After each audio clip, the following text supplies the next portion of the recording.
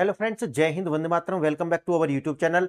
Friends, आज का जो लेक्चर है वो बहुत ज्यादा महत्वपूर्ण है हम सभी विद्यार्थियों के लिए, और इसका कारण क्या है मैं आज आपको बताने वाला हूं।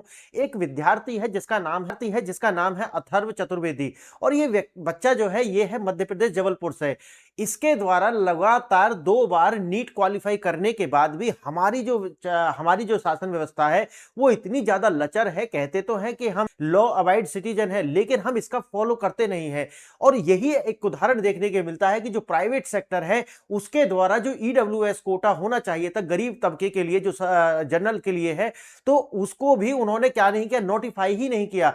अब ये जो देखो, अगर संस्था नोटिफाई नहीं करती है तो उसका खामियाजा एक विद्यार्थी क्यों भुगते, ये सबसे बड़ा जो सवाल था यहीं आकर के खड़ा होता है। अब ये जो बच्चा है इसके अंदर जो सबसे बड़ी बात एक और है, वो ये है कि इसने खुद ही अपना जो केस है उसको लड़ा है, यानी कि खुद जाकर के इसने जो है सुप्रीम कोर्ट के अंदर बहस की है। जबकि हाई कोर्ट एक बार इसकी जो अपील है उसको जो है नकार चुका था कि नहीं, इसमें कुछ नहीं हो सकता, एक एजेंसी जो है यानी कि जो संस्था है वो अपने तरीका से नोटिफाई करेंगी और उसके बाद आपको जो है एडमिशन हो सकता है। लेकिन बार बार अपने अंक क्वालिफाई करने के बाद, यानी कि बार बार क्वालिफाई करने के बाद भी इस बच्चे के लिए जो है पूरी तरीका से दरवाजे बंद थे। लेकिन इसके द्वारा जो है सुप्रीम कोर्ट में याचिका लगाई गई, और याचिका लगाने के बाद में इसने मांग की कि देखिए मुझे ज्यादा नहीं, थोड़ा सा समय दे दीजिए, मैं अपनी बात को वहीं पर इसमें रख दूंगा। यानी कि उस बच्चे के द्वारा, जो कि अपने आप इतना टैलेंटेड बच्चा है, कि सुप्रीम कोर्ट ने बोला कि देखिए आपको तो वकील होना चाहिए, आप डॉक्टर बन के क्या करेंगे।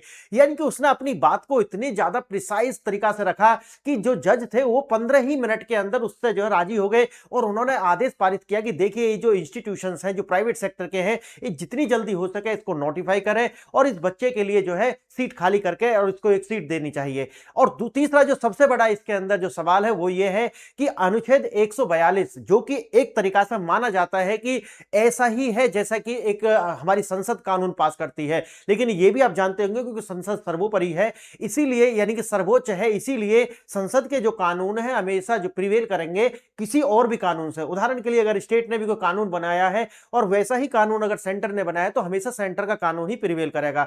और इसी जो आता है यानी कि एक तरीका से टोटल जस्टिस के लिए, यानी कि संपूर्ण तरीका से जस्टिस के लिए अनुच्छेद 142 का प्रयोग सुप्रीम कोर्ट करता है, और इसके तहत ही आदेश पारित करता है कि ये जो इंस्टीट्यूशंस हैं इनको जितनी जल्दी हो सके इसको नोटिफाई करो, और जो भी विद्यार्थी हैं उनके साथ न्याय होना चाहिए। लेकिन आज हम ये सारा देखेंगे, लेकिन आगे बढ़ने से पहले आपको 2 प्रश्न हैं जिन पर विचार करना होगा, और अगर आप इनका आंसर जानते हैं तो वेल एंड गुड, नहीं तो आपको इसी में अभी जब हम बात करेंगे तो अगली स्लाइड्स में आपको इनके आंसर मिल जाएंगे।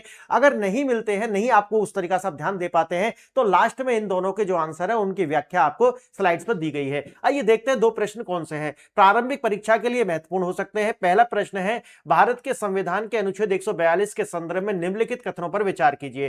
पहला है, यह सुप्रीम कोर्ट को अपने समक्ष जो लंबित किसी भी मामले में पूर्ण न्याय यानी कि टोटल जस्टिस करने के लिए डिग्री यानी कि इस तरह का अधिकार जो है प्रदान करता है। आगे है दूसरा कि अनुच्छेद 142 के तहत पारित आदेश संसद द्वारा बनाए गए किसी भी कानून का स्थान ले सकते हैं, यानी कि एक तरीका से सप्लेंट द सब्सटेंटिव लॉ।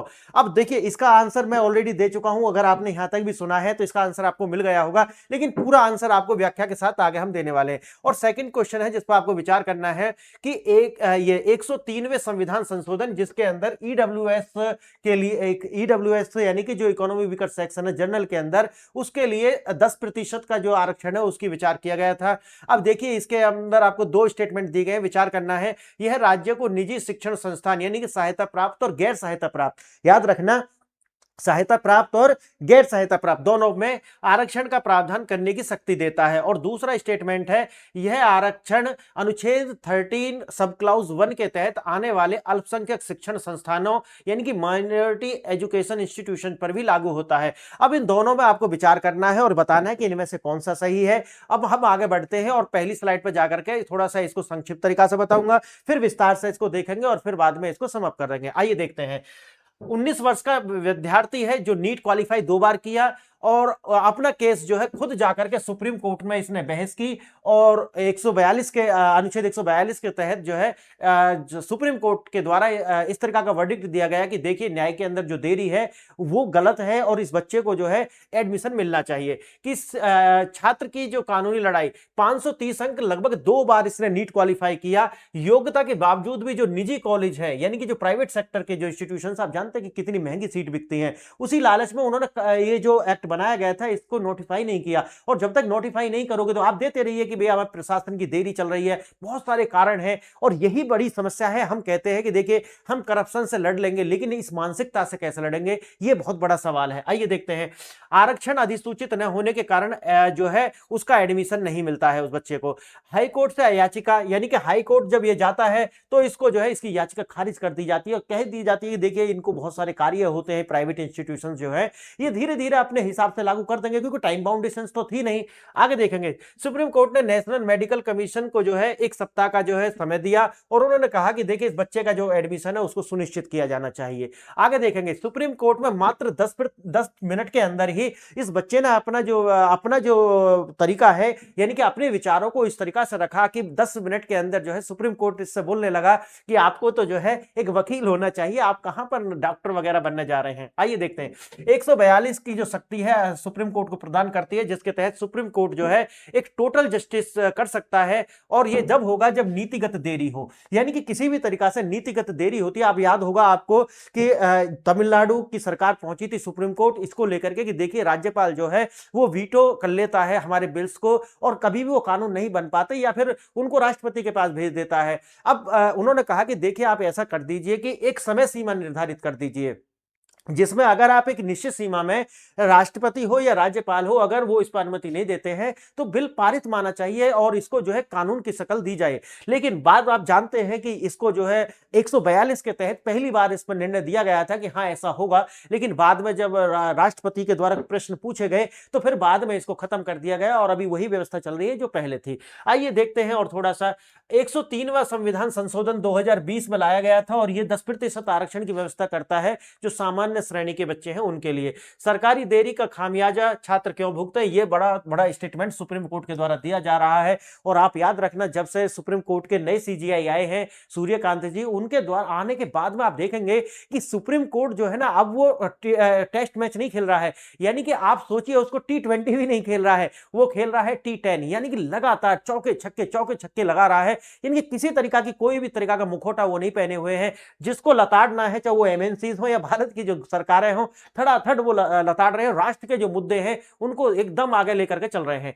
निजी संस्थानों में ईडब्ल्यूएस का आरक्षण जैसे आपको पहले भी बताया है सरकारी मेडिकल कॉलेज पर लागू होता है जो कि 103वां संविधान संशोधन है।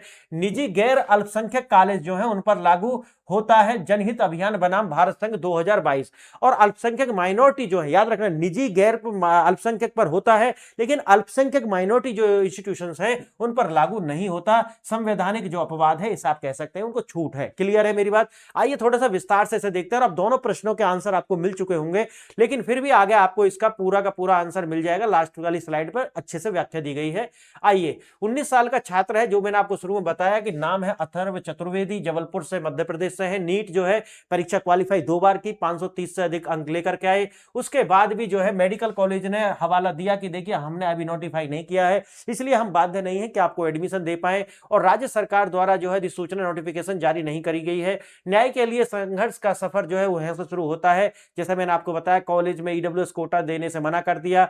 मध्य प्रदेश हाईकोर्ट में गए लेकिन वहां पर उनकी जो याचिका है उसको खारिज कर दिया। सुप्रीम कोर्ट छात्र ने पार्टी इन पर्सन बन करके यानी कि खुद ही अपना वकील बन करके इस केस को आगे बढ़ाया और 10 मिनट के अंदर ही अपने जो विचार हैं उससे सुप्रीम कोर्ट को जो है राजी कर लिया। और सुप्रीम कोर्ट ने कहा कि देखिए संविधान ने मुझे अधिकार दिया, इसने जो बोला है इस बच्चे ने, संविधान ने मुझे अधिकार दिया है लेकिन राज्य की देरी जो है पॉलिसी डिले मुझे इससे वंचित कर रही है। ये एक बहुत बड़ा स्टेटमेंट बच्चे के द्वारा दिया गया और जिससे जो है जजों का जो हृदय है वो पिघल जाता है।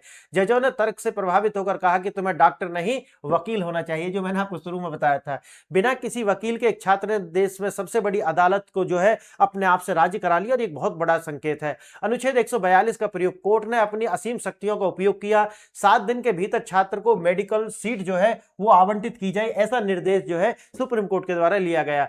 लॉ ऑफ द लैंड यानी कि फैसला पूरे देश में एक नजरिया यानी कि एक प्रेसिडेंट जो है वो पेश करता है और सिद्धांत कहता है कि प्रशासनिक देरी का जो खामियाजा है वो स्टूडेंट क्यों भुगते हैं, ये बहुत बड़ी बात है। आगे देखना, अनुच्छेद 142 क्या है, ये पूर्ण न्याय की शक्ति देता है और जैसा मैंने आपको बताया है कि हमेशा संसद का ही जो लॉ है वही प्रीवेल करेगा, ना तो स्टेट का और ना ही 142, याद रखना इसको। लेकिन हाँ, प्रशासनिक देरी की वजह से सुप्रीम कोर्ट को ऐसी व्यवस्था दी गई है कि आप जो है ये ओवर रीच कर सकते हैं।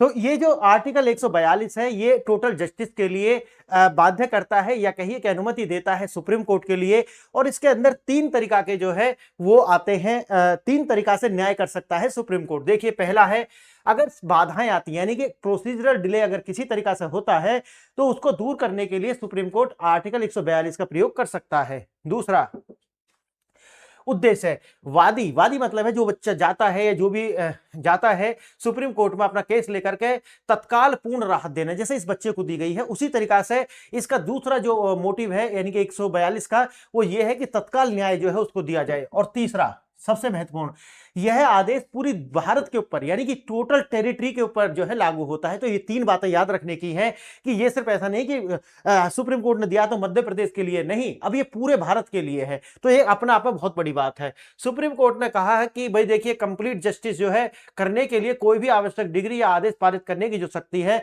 वो हमें मिलती है आर्टिकल 142 से। आगे देखना, निजी कॉलेज पर सख्त टिप्पणी, ताला लगा दो अगर आप ये सब नहीं कर सकते। तो देखिए कितनी बड़ी बात कही उन्होंने, कहा कि देखिए हमें तो अभी एडमिनिस्ट्रेशन जो है उस तरीका से देरी कर रहा है, हमें टाइम नहीं है, बहुत सारे कार्य हैं। तो सुप्रीम कोर्ट ने कहा कि देखिए अगर आप ये नहीं कर सकते तो इस पर ताला लगा दो, फिर ऐसा करो, बंद करो, क्योंकि आज लगभग 6 साल हो चुके हैं, अभी भी अगर आप ये सब देरी करते जा रहे हैं तो फिर आप जो है सक्षम नहीं है। आगे देखना, सुप्रीम कोर्ट ने कहा कि यदि कॉलेज आरक्षण लागू नहीं कर सकता तो उसे चलाने का कोई अधिकार है नहीं। नेशनल मेडिकल कमीशन एनएमसी को निर्देश है कि छात्र को अंतिम यानी कि प्रोविजनल प्रवेश दिया जाए और अधिसूचना का इंतजार न किया जाए।